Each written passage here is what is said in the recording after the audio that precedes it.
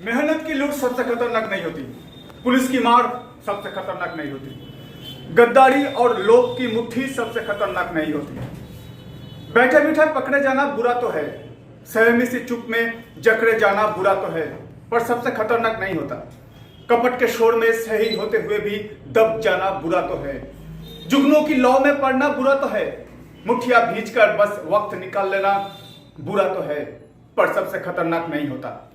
सबसे खतरनाक होता है मुर्दा शांति से भर जाना, तरफ का ना होना, सब कुछ सहन कर जाना, घर से निकलना काम पर और काम से लौटकर घर आना।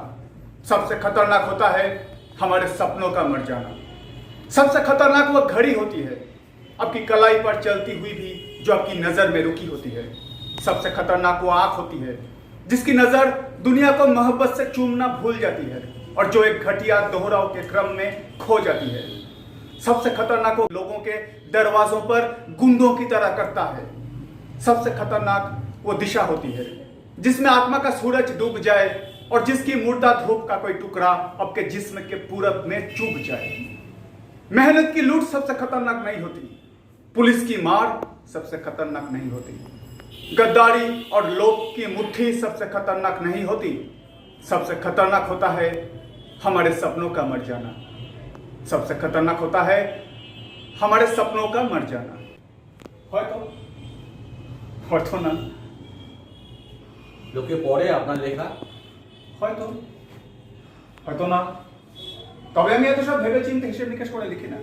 যারা আমার লেখা পছন্দ করেন তাহলে সেই কারণে বুঝি এই সমস্ত মারাত্মক বইপত্র লিখতে শুরু করেছেন। এগুলো লিখে খুব সহজে সস্তার পাবলিসিটি পাওয়া যায়, তাই মারাত্মক কেন চিনতে পারছেন? অম্লমধুর সমকাল থেকে প্রকাশিত আপনার লেখা বই তো। হ্যাঁ, এই বিষয়বস্তুটা একটু বুঝিয়ে বলবেন? হ্যাঁ, এই বইয়ের বিষয়বস্তু হলো দেশের বর্তমান অর্থনৈতিক অবস্থা, সামাজিক অবক্ষয় আর দেশের দুঃখ দারিদ্র। এই সমস্ত অসত্য আর রসালো গল্প লিখে খুব সহজে সস্তার পাবলিসিটি পাওয়ার চেষ্টা করছেন না? যা দেখছি, মানে যেটা ঘটতে দেখছি তাই তো লিখছি। আপনার এই সমস্ত অসত্য রসালো গল্প খেয়ে আমার স্ত্রী আজকে মৃত্যু সজ্জায়, তার এগুলো সহ্য হয়নি। হয়তো আপনার স্ত্রী সেটা হজম করে উঠতে পারেননি। এতকাল হাজার হাজার বইপত্র খেয়ে দিব্যি হজম করে ফেললো, আর আজকাল আপনার এই বইটা খেয়ে তার সহ্য হলো না। কিন্তু আমার লেখাপড়ে কোনোদিনও কারো ক্ষতি হয়নি। হয়েছে, ভালো করে খবর নিন, হয়েছে। আমার স্ত্রীর জন্য একটা high profile medical board arrange করা হয়েছিল, যার রিপোর্ট বলছে আপনার লেখাতে সাংঘাতিক রকমের বিষ এবং ভেজাল আছে। কিন্তু সত্যি ছাড়া বইটা আমি অন্য কিছু লিখি না। রিয়েলি? আপনার এই বইটা তো শুরু হয়েছে বেকারত্বের সমস্যা দিয়ে, সেটাই তো ডাহা মিথ্যে। আমি প্রধানমন্ত্রী হওয়ার পর থেকে এদেশে কোনো মানুষ বেকার নেই। আমি নিজে হাতে সমস্ত সমস্যার সমাধান করেছি। গোটা দেশে উন্নয়নের বন্যা বইছে মিস্টার পালি, গোটা দেশে হাসছে। মানুষের পেটে ভাত না থাকলে মুখে কি হাসি আসে? শুধু ওপরতলা নয়, নিচের তলায় মানুষদের খোঁজ খবর রাখতে হয়। কৃষকেরা সর্বস্ব হারিয়ে অসহায়ের মতন আত্মহননের পথ বেছে নিচ্ছে। এই আদর্শ নগরে অসংখ্য কৃষক আত্মহত্যা করেছে। ভুল বলছেন আপনি। ওরা কেউ আত্মহত্যা করেনি, ওদের মৃত্যুর কারণ অপুষ্টি। আর আজকের দিনে দাঁড়িয়ে ওদের কোন রকম দুঃখ, দারিদ্র, অভাবনের কিচ্ছু নেই। আমি নিজে হাতে সব ঠিক করেছি। সবাই সুখে শান্তিতে আছে। কেউ সুখে নেই। মধ্যবিত্ত থেকে নিম্নবিত্ত সকলে এক অসহায় অবস্থার মধ্যে দিয়ে যাচ্ছে। কৃষক ফসল ফলাচ্ছে, তারই সন্তান অনাহারে মারা যাচ্ছে। বিনা কারণে তো আপনার সরকার অসংখ্য লোককে চাকরি থেকে বরখাস্ত করেছে। আর এনে কেউ মুখ খুললে কবি, সাহিত্যিক, উকিল, বুদ্ধিজীবী সবাইকে ধরে ধরে জেলে পুরে দিচ্ছেন আপনারা। মিস্টার পালি, আমাদের দেশে গরিব মানুষরা ফ্রিতে রেশন পায়, জানেন তো? ওরা কি 2-4 জন মারা যেতে পারে, ওগুলো নিয়ে মাথা ঘামাবেন না। আমাদের সাথে চলুন, আমরা আপনার পাশে থাকবো। আর হ্যাঁ, এবছর লেখশ্রী সম্মানটা যাতে আপনাকে দেয়া যায় সেই ব্যবস্থা আমি করছি। মাফ করবেন স্যার, আমি শুধুই মানুষের জন্য লিখতে চাই, মানুষের পাশে থাকতে চাই। আর এসব সম্মান দেওয়ার জন্য সম্মানীয় লেখক আপনি অনেক পেয়ে যাবেন, সব আমার জন্য নয়। থামুন, অনেক কাব্যিক কথাবার্তা বলে কি হয় বলুন তো? কিছুই হয় না, অপরাধী বেকসুর খালাস পেয়ে যায়। ব্যাংক লুট করলে বিদেশে গিয়ে স্থায়ীভাবে বসবাস শুরু করা যায়। আর বইতে ভেজাল দিলে মন্ত্রী মশাই স্বয়ং আমন্ত্রণ জানান লেখককে। ঠাট্টা করছি না মিস্টার পালিত, আমি ঠাট্টা করছি না। মনে রাখবেন, যে লেখকের বই খেয়ে প্রধানমন্ত্রীর স্ত্রী মৃত্যুশয্যায়, সেই লেখকের একমাত্র শাস্তি কি জানেন? মৃত্যুদণ্ড।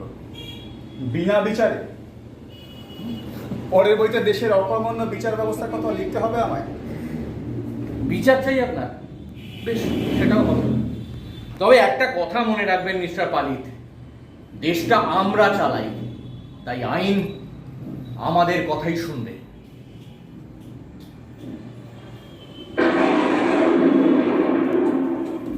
দূর করতে গিয়ে পরপর 3 জন প্রধানমন্ত্রী হার্ট অ্যাটাকে মারা যান। রাষ্ট্রপতি ভীষণ সমস্যায় পড়লেন। আমার নতুন প্রধানমন্ত্রী চাই। মন্ত্রীরা রোজ দুবেলা রাষ্ট্রপতি বাড়ি যাতায়াত শুরু করলেন। রাষ্ট্রপতি সকলের কথা মন দিয়ে শুনলেন, কিন্তু কাউকে তার পছন্দ হলো না। তিনি ভাবতে লাগলেন কি করা যায়। একবার ভাবলেন বিদেশ থেকে প্রধানমন্ত্রী ভাড়া করে আনবেন, কারণ এদেশের মানুষের হার্ট ভীষণ দুর্বল। দারিদ্র দূর করার মতো শক্ত হাত এদের নেই। তারপরে একটু সদয় হয়ে ভাবলেন এদেশের মানুষকে একটা শেষ সুযোগ দেওয়া যাক। সে যদি দারিদ্র দূর করতে পারে তো ভালো। নইলে বিদেশ থেকে প্রধানমন্ত্রী আনা যাবে। তাই তিনি ভেবেচিন্তে কাগজে একটা বিজ্ঞাপন দিলেন। প্রধানমন্ত্রী পদের জন্য প্রার্থীদের নিকট হইতে দরখাস্ত আহ্বান করা হইতেছে। প্রার্থীকে অবশ্যই দারিদ্র দূরীকরণে পারদর্শী হইতে হইবে। প্রার্থীরা তাদের বয়স, অভিজ্ঞতা এবং শিক্ষাগত যোগ্যতা উল্লেখ করিয়া আবেদন করুন। এই লক্ষ কোটির দেশে আপনারা কয়েকজন মাত্র সিলেক্টেড হয়েছেন প্রধানমন্ত্রী প্রার্থীর জন্য। এখন আমরা গণতান্ত্রিক ইলেক্টেড প্রক্রিয়ায় আপনাদের মধ্যে থেকে প্রধানমন্ত্রী নির্বাচন করে নেব। আপনারা প্রত্যেকে আপনাদের ইভিএম অ্যাপটি বের করুন। স্যার, আমার কাছে কোনো স্মার্টফোন নেই। ডিসকোয়ালিফাইড। আপনি আউট। এবার আপনাদের স্মার্টফোনের ইভিএম অ্যাপটি বের করুন। দেখুন, সেখানে প্রধানমন্ত্রী শব্দের 4টি বানান দেওয়া আছে। যিনি সঠিক বানানটি নির্বাচন করতে পারবেন তাকেই আগামী 7 বছরের জন্য প্রধানমন্ত্রী রূপে নিয়োগ করা হবে। সময় পাবেন 10 সেকেন্ড।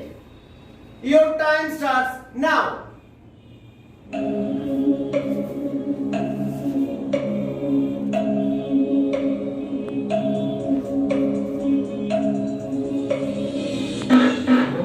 সময় শেষ।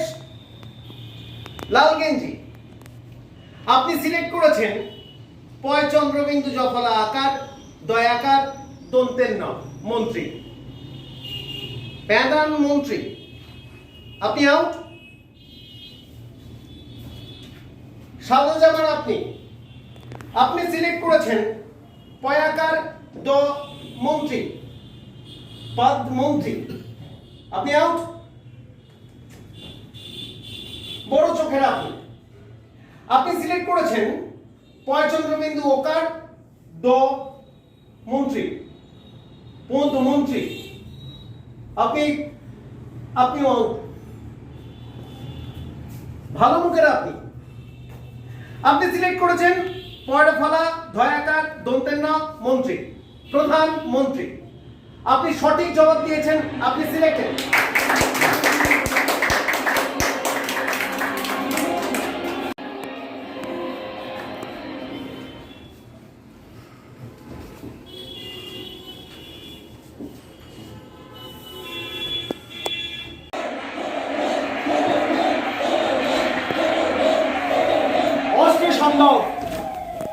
অস্ত্রে সান্দাও, লেলিহান অস্পৃশ্য বিচার খসে যাক। আত্মহননের পিঠে ফিদা হয়ে ঘুরছো কেন হে? সংসদ হিজড়েগুলোর ন্যায্য নাচ, এগুলোকে নির্দোষের নৃশংস হত্যার পরিপীড়ন। প্রশ্ন কিংবা কাকুতি মিনতি করে জবাব পাবে না। হাত তোলো উত্থানের হিংস্র প্রয়োজনে, গলা তোলা একান্ত নিজের আত্মত্যাগ স্পৃহাটার বিরুদ্ধে সজোরে। যত সব বসন্ত গীতিকারত্তি, কার পেছনে ঢালবে সেগুলো? ঝুঁকে পড়া ঘাট সোজা করো, সূর্যটার চোখে রাখো চোখ। পুরুষার্থে যদি থাকে আত্মশ্লাঘাত, ছুড়ে ফেলো তাকে। আরো একবার ডাকো টকবকে রক্ত ধারাকে। ঘাতক হিসেবে প্রকাশ্যে তুমি উদ্ধত হয়ে ঘোরো, তবেই তো সব কটা ভুখা ত্বক হয়ে যাবে বাঁশি এবং ময়ূর বৃন্দ। ক্ষুধার্ত উঠোনে নেচে উঠবে সকলে, প্রথম বৃষ্টির পংক্তি যেন।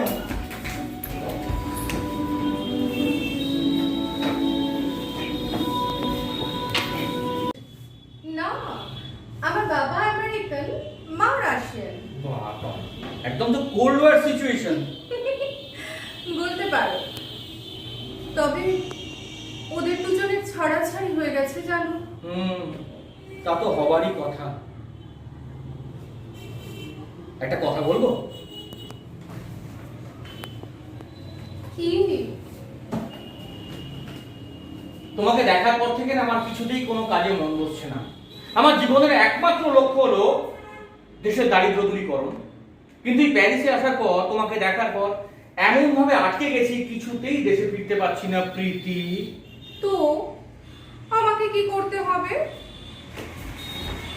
আমাকে বিয়ে করে দেশে যেতে হবে। যদি আমার কথা না ভাবো, অন্তত কোটি কোটি দেশবাসীর কথা ভেবে রাজি হয়ে যাও প্রীতি। কিন্তু একটা সমস্যা আছে। সমস্যা? কি সমস্যা? আমি আমি বই খাই। কি খাও? বই বই বুকস। ও আমার না রোজ 10টা করে বই লাগে। আচ্ছা। এই তোমার দেশে লেখক আছে? হ্যাঁ হ্যাঁ, প্রচুর প্রচুর লেখক আছে। তাহলে তো অনেক বই লেখা হয়। হ্যাঁ, অনেক বই লেখা হয়। তাহলে কোনো চিন্তা নেই। না না, কোনো চিন্তা নেই। কিন্তু আমাকে রোজ 10টা করে বই খাওয়াতে পারবে? হ্যাঁ রে বাবা, পারবো রে পারবো, এখন শুধু চলো। চলো, এসো। নমস্কার, আরেকবার মুখোমুখি অনুষ্ঠানে সকলকে স্বাগত। আজ আমরা উপস্থিত হয়েছি সফর টিমের সঙ্গে, সফর নাট্যগোষ্ঠী। যে নাট্যগোষ্ঠী আজকে একটা রিহার্সাল, যার অনেকগুলো টেক আপনারা দেখলেন, আপনারা দেখালাম। এই যে সফর নাট্যগোষ্ঠী, তাদের যে নতুন নাটক, সেটা হলো কর্মখালী প্রধানমন্ত্রী চাই। এই কর্মখালী প্রধানমন্ত্রী চাই এই নাটকের সমস্ত কলা কুশীলবদের সঙ্গে আমরা আজকে আলাপ করে নেব। প্রথমেই সুমনা, তোমাকে বলছি সবার সঙ্গে একটু আলাপ করিয়ে দাও। আমার একদম ডান দিকে রয়েছে সুমন মুখোপাধ্যায়, ওদিকে আছে অর্কব্রত সেনগুপ্ত, প্রদ্যুৎ সাহা। প্রদ্যুৎ, একটু মুখটা দেখা। প্রীতমকে দেখা যাচ্ছে অবশ্যই, প্রীতম কর। এদিকে আমার ঠিক পেছনে আছে আকাশ অধিকারী, মোনালিসা ঘোষ, পাভেল। আমাদের সর্বকনিষ্ঠ সদস্য হচ্ছে শুভায়ু। এদিকে বিশ্বনাথ সাহা, ও হচ্ছে বিভাস গুপ্ত। আর আমার বাঁদিকে রয়েছে দেবশুভ্রা রায়, আর আমি সুপর্ণা বন্দ্যোপাধ্যায়। এই হচ্ছে আমাদের সফরের এন্টায়ার টিম বলতে পারো। আর টিম কর্মখালী প্রধানমন্ত্রী চাইও বলতে পারো। তবে কর্মখালীর একটা নাটক করতে গেলে তো, দাঁড় করাতে গেলে তার অনেক সদস্য থাকে, মঞ্চের সামনে, মঞ্চের পিছনে। কর্মখালীর পরিচালক বিশ্বজিৎ আজ এই মুহূর্তে আসতে পারেনি, ও নেই। তারপরে এই নাটকের যারা শব্দ করেছে, আলো করেছে, সাধন, অনিক, এদেরকেও আমরা কর্মখালীর সদস্য বলেই মনে করি, সহযোগী। ওরা আজকে নেই। মোটামুটিভাবে এই টিমটা আমরা নিয়মিত কর্মখালীতে অভিনয় করছি। আর এটা নিয়ে প্রথম যে নাটকের যে প্রথম শো, সেটা মিনার্ভাতে হয়েছিল, তাই তো? হ্যাঁ, মিনার্ভাতে আমরা 6 মার্চ শোটা করেছিলাম। তার কিছুদিন পরেই তো লকডাউন হয়ে গেল। পরবর্তী শোগুলো আমাদের সব দলেরই যা হয়েছে, বন্ধ করতে আমরা বাধ্য হলাম। তো সেই লকডাউনের পরে আবার আমরা 28শে অগস্ট শো করতে চলেছি তপন থিয়েটারে। বুঝতে পারছো যে একটা বেশ উত্তেজনা কাজ করছে, এতদিন পরে আবার মঞ্চে নামতে চলেছি। তো সেই উত্তেজনাটা পুরো টিমের মধ্যেই রয়েছে আর কি। প্রথমেই জানতে চাইবো যে এই নাটকের বিষয়বস্তুটা কি? এখন নাটকের বিষয়বস্তু বলতে গেলে কিছু মজার জায়গা পেরিয়ে আসতে হবে। আমি একটু সেটা বলে নিই। প্রথম কথা হচ্ছে যে সফর 2020 পয়লা মে সফরের জন্ম হয়, এবং তার আগে আমরা সবাই মিলে বিভিন্ন দলে ছড়িয়ে ছিটিয়ে কাজ করছিলাম। তো সুপর্ণা, আমি আরেকটি দলে কাজ করতাম। সেখান থেকে বিভিন্ন কাজ করা যাচ্ছিল না, বিভিন্ন কারণ। তো হঠাৎ একদিন ওই বেশ তৈরি হয়েই বলে, চল একটা থিয়েটারের দল তৈরি করি। তো মূলত ওই ধাক্কাটা, উদ্যোগটা শুরু হয়ে যায়, দল তৈরি হয়, এতগুলো বন্ধুদের আমরা সাথে পাই। কিন্তু সাথে তো পেলাম, কাজ তো করতে হবে। এখন প্রথম থেকেই আমাদের একটা ভাবনা ছিল, এমন একটা কাজ করব যে কাজটা আগে কেউ দেখেনি। মানে সচরাচর প্রচুর প্রিন্টেড নাটক তো থাকে, সেটা করব না। কোনো স্ক্রিপ্ট নিয়ে করব। তো এরকমভাবে নাটক খোঁজা হচ্ছে, বিভিন্ন নাটক পড়ছি আমরা, বিভিন্ন নাট্যকারের থেকে নাটক নিয়ে পড়া হচ্ছে স্ক্রিপ্ট। হঠাৎ খবর এলো, বিশুর সঙ্গে হঠাৎ যোগাযোগ হয়ে গেল। তো বিশু গল্পটা শোনালো আমাকে, তো আমি ওর সাথে কথা বললাম, বাকিদের সঙ্গে কথা বললাম। মূলত রমানাথ রায়ের একটা ছোট গল্প, 3 পাতার গল্প ছিল, যে গল্পটার নাম হচ্ছে হিফি ফুররে। সেই গল্পটা একটা নিটল মজার গল্প, যদি কেউ পড়েন গল্পটা অনেকের পড়া থাকতে পারে, একটা নিটল মজার গল্প। তো সেই গল্পটা নিয়ে কাজ করা যখন শুরু হলো, আমরা প্রথমেই চেষ্টা করেছি আমাদের প্রত্যেকটা ছেলে মেয়ে যাতে এই অভিনয় বাদ দিয়েও কন্ট্রিবিউট করতে পারে সরাসরি নাটকটার মধ্যে। আমরা প্রথম ঠিক করলাম যেটা, আমরা সবাই মিলে স্ক্রিপ্টটা লিখব ওয়ার্কশপের মাধ্যমে। তৈরিও হলো, এবং এই যে আপনারা যেগুলো আমরা দেখলাম এতক্ষণ ধরে, যেগুলো আপনারা শ্যুট করলেন, তার মধ্যে বেশ কিছু সংলাপ আমাদের মধ্যে আমরাই নিজেরা মিলে তৈরি করেছি, এবং অনেকটা বিষয়ই তৈরি করেছেন। এই নাটকের গল্পটা আজকের দিনে দাঁড়িয়ে আমার ভীষণভাবে মনে হয়, আমি আজকে রাতে যখন ঘুমোতে যাচ্ছি, আমি শব্দটা ব্যবহার করি, আগামীকাল সকালে আমি বিক্রি হয়ে যাব না তো? আমি কি আমার আইডেন্টিটি নিয়ে সকালবেলা ঘুম থেকে উঠে দাঁড়াতে পারবো? এইটা মনে হয় আমাদের কোথাও একটা প্রত্যেককে ভাবায়, এবং প্রত্যক্ষ বা প্রচ্ছন্নভাবে। সেই ভাবনা থেকে এই নাটকের মধ্যে অনেকগুলো বিষয়বস্তু চলে এসছে। সেটা আপনারা দেখতে দেখতে কখনো নিজের কথা ভাবতে শুরু করবেন, কখনো সকালবেলায় উঠে নিউজ পেপারের যে হেডিংগুলো আসছে সেগুলোই কোনো সময় আপনার মনে হয় মঞ্চে কাজ করছে, বা আপনি যে সময়টা পেরিয়ে এসছেন সেই সময়টা কখনো আপনাকে মনে হবে না রাজনৈতিকভাবে ওই সময়টাকে আমি ফিল করতে পারছি। এরকম প্রচুর কিছু বলা আছে। আর একটা বিষয় আমাদের খুব হন্ট করেছে আমাদের প্রত্যেকেই, সেটা হচ্ছে শিল্পীরা মনে হয় বেশ কিছু মানুষ কোথাও একটা প্রতিবাদ করতে ভুলে যাচ্ছি। আমরা ভাবছি যে যিনি আমাকে দেখবেন আমি তাকে দেখব, একটা বোঝাপড়া তৈরি হচ্ছে মাঝে মাঝে আমাদের মধ্যে। সেই বোঝাপড়াটা কোথাও একটা প্রতিবাদ দরকার আমাদের, আমরা সেটা করেছি। এবং এই নাটকে যতগুলো চরিত্র কাজ করেছে, মূলত এই যে প্রধানমন্ত্রী চাই, কর্মখালী প্রধানমন্ত্রী চাই, তার মানে নামটার মধ্যে একটা মজা। আপনার সাথে কথা হচ্ছিল যে হঠাৎ এরকম নাম কেন, অন্য অনেক নাম হতে পারতো, আমরা হিফিফুরের নামটাও দিতে পারতাম। বারবার মনে হয়েছে দেশের প্রধান যিনি, মানে আমাদের যে সাংবিধানিক পরিকাঠামো, এই ধরনের দেশে প্রধানমন্ত্রী দেশটাকে অনেক বেশি চালনা করেন। তো এই নাটকে এরকমই একটা দেশ, কাল্পনিক দেশের কথা আমরা বলেছি, যে দেশের বিভিন্ন প্রধানমন্ত্রী আসছেন এবং ব্যর্থ হয়ে চলে যাচ্ছেন। এই তার ব্যর্থতার কারণটা কি, এবং ব্যর্থ হয়ে তার পরিণামটা কি হচ্ছে, এটা জানতে হলেই নাটকটা একটু দেখতে হবে। আর এই নাটকে আমরা কিছু কবিতা ব্যবহার করেছি, যে কবিতাগুলো ইটসেলফ এক একটা করে চরিত্র হয়েছে, এবং তার 2-3টে কবিতা আপনারা দেখলেন এখন। আর আরেকটি দৃশ্যের কথা আমি বলবো, যে দৃশ্যটি এই নাটকে মঞ্চের মধ্যে আমরা একজনকে ফাঁসি দিচ্ছি, একজন প্রতিবাদীকে ফাঁসি দিচ্ছি, এবং এটা কোনো স্টান্ট করা হয়নি, সত্যিই সেই ছেলেটিকে গলায় দড়ি পরিয়ে মঞ্চে ঝুলিয়ে দেওয়া হচ্ছে, অনেক রিস্ক নেওয়া হয়েছে বলতে পারেন। এবং লেখকের চরিত্রটি করছে পাভেল আছে, পাভেল লেখকের চরিত্রটি করছেন। তো অনেকটা রিস্ক নিয়েও কাজটা করেছে। তো সকলকে অনুরোধ করব, আসুন 28 তারিখে দেখুন, দেখে হাততালি দিন বা না দিন অন্তত অনুভব করতে থাকুন যে এরা যেগুলো বলল ঠিক বলল কি ভুল বলল। হতে পারি আমরা ভুল বলছি, কিন্তু একবার দেখুন, দেখে ভাবুন অন্তত, এইটুকুই।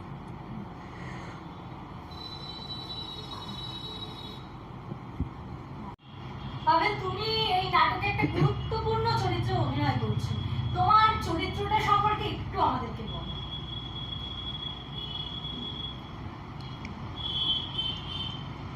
এই চরিত্রটা একটা প্রতিবাদী চরিত্র। তো আমি পুরোটা বলছি না, পুরোটা বললে দেখার উৎসাহ বা আগ্রহটা হারিয়ে যাবে। তো এটা একটা মানে বর্তমান সময়ের একটা চরিত্র। আমরা দেখছি যে বেশ কয়েক বছর ধরে বিভিন্ন মানুষের মুখের ভাষা কেড়ে নেওয়া হচ্ছে, চুপ করিয়ে দেওয়া হচ্ছে। বহু শিল্পীকে জেলে আটকে রাখা হয়েছে। তার কারণ হচ্ছে তারা কিছু কথা বলছেন যেটা শাসক গোষ্ঠীর মনোপুত নয়। তো সবাইকে সন্তুষ্ট করে চলার চলতে না পারার জন্য তারা এখন বন্দি দশা কাটাচ্ছেন। তো সেই রকম একটা চরিত্র, এবং সেই চরিত্রটা কি শেষ পর্যন্ত স্বকীয়তা বজায় রাখতে পারবে? সে কি তার মধ্যে যে প্রতিবাদী যে জায়গাটা, সেটা কি শেষ পর্যন্ত সে ধরে রাখতে পারবে, নাকি মাথা নত করবে শক্তির কাছে? এটা দেখতে হবে আপনাদের। আমরা অবশ্যই দেখবো এই নাটকটি।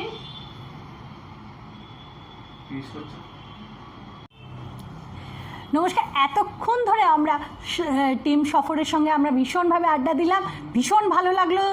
এই যে এই নাটকের যে বিষয়বস্তু, এটা আমার তো খুব ভালো লেগেছে, আশা করি আপনাদেরও ভীষণ ভালো লাগবে, এবং আশা করি আপনারা সবাই থিয়েটার হলে গিয়ে এটা দেখবেন। এটা হচ্ছে তপন থিয়েটারে, তাই তো? 28 তারিখ শনিবার 6:30 এটা তপন থিয়েটারে হবে। আশা করব আপনারা সবাই এই নাটকটা দেখবেন এবং খুব মজা পাবেন। ভীষণ ভালো একটা নাটক। নমস্কার। 28 তারিখ তপন থিয়েটারে সন্ধ্যে 6:30 দেখা হচ্ছে আপনাদের সঙ্গে নাটক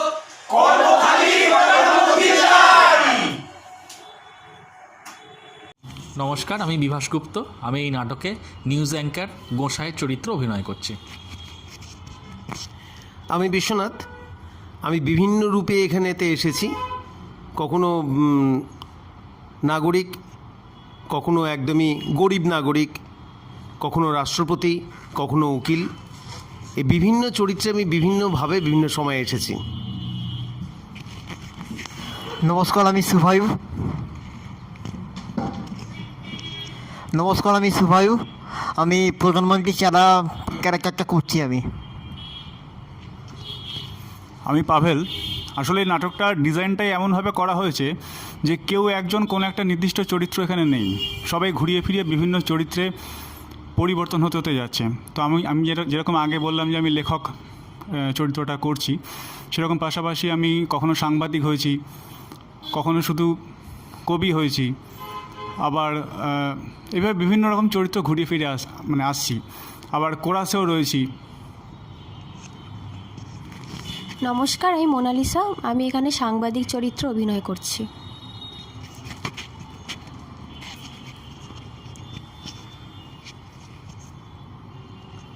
নমস্কার, আমি আকাশ। আমি এখানে বিচারকের চরিত্রে অভিনয় করছি।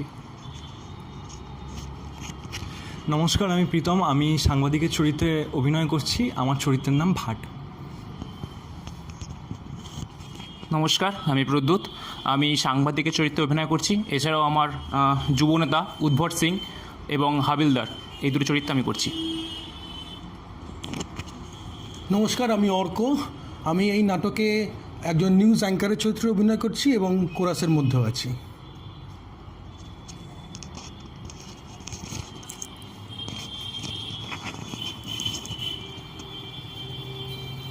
নমস্কার, আমি দেবশুভ্রা। আমি এখানে সাংবাদিকের চরিত্রে অভিনয় করছি। নমস্কার, আমি সুমন। আমি এই নাটকে প্রধানমন্ত্রীর চরিত্রে অভিনয় করছি। আমি সুপর্ণা। এই নাটকে আমার চরিত্রটি হলো প্রথমে সে প্রধানমন্ত্রীর প্রেমিকা এবং পরে সে প্রধানমন্ত্রীর স্ত্রী, বিদেশিনী একটি মহিলা। আর আরও একটি চরিত্রে আমাকে কাস্ট করা হয়েছে, একদম আলাদা একটি চরিত্র। তিনি হচ্ছেন একটি নামী ইউনিভার্সিটির অধ্যাপিকা। টিভি চ্যানেলে তাকে বাইট দিতে দেখা যায়। এই আমার চরিত্র। ধন্যবাদ।